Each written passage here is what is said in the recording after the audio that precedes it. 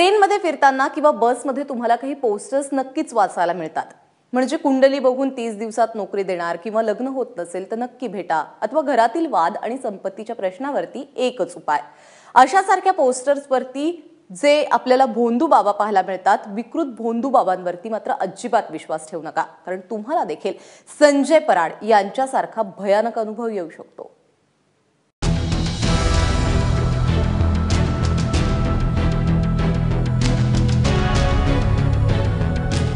वाढलेली दाढी, अंगावर भगवी वस्त्र, हे चित्र बघितल्यानंतर हे कोणी साधू पुरुष आहेत असं तुम्हाला वाटेल.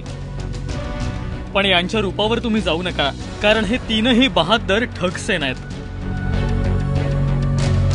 पोलिसांच्या ताब्यात असलेला देवनाथ मदारी, विजयनाथ मदारी आणि प्रभुनाथ मदारी या तिघांनी डहाणूमधील किराणा दुकानदार संजय पराड यांची फसवणूक केली आहे. त्या दिवशी आम्ही दोघंही दुकानात होतो आणि 3 भोंदूबाबा आले, इथे बसले, पाणी वगैरे मागितलं.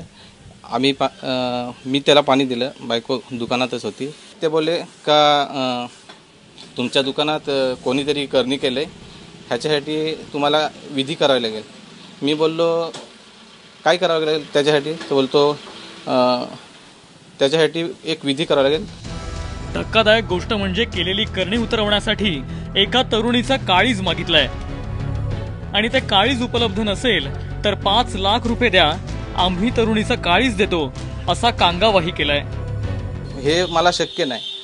नंतर तो पुन्हा फोन करू लागला. मी सांगितलं महाराज हे मला शक्य होणार नाही. तरी मग तो काय बोलला, आम्हीच अरेंज करू, तू 5 लाखाची सोय कर. मग सकाळ होईपर्यंत आम्ही वाट बघितली आणि सकाळी कळशी उघडून बघितली. आम्ही कळशीत काही नव्हतं. संजय पराड यांची फसवणूक झाल्याचं लक्षात आल्यानंतर त्यांनी पोलिसांकडे तक्रार केली. पोलिसांनी सापळा रचून या तिघांनाही बेड्या ठोकल्यात. सदर गोष्टीचे आम्ही गांभीर्य ओळखून तात्काळ त्याची फिर्याद नोंद केली व आरोपीच्या व मोबाईलच्या लोकेशनवरून आम्ही डहाणू येथील रानशेत नाका येथे सदर तीनही भोंदू आरोपी सदरची रक्कम घेण्यासाठी आले असता त्यांना अटक करण्यात आलेली आहे. पालघर सारख्या जिल्ह्यात शिक्षणाचं प्रमाण कमी आहे. अजूनही लोक अंधश्रद्धा आणि भोंदूगिरीला बळी पडतायत. त्यामुळे अशा भोंदू बाबांचं फावतं. पण तुमच्या समोर करणी उतरवणारी अशी बाबांची टोळी आली तर सावध रहा. संतोष पाटील, ABP माझा, पालघर.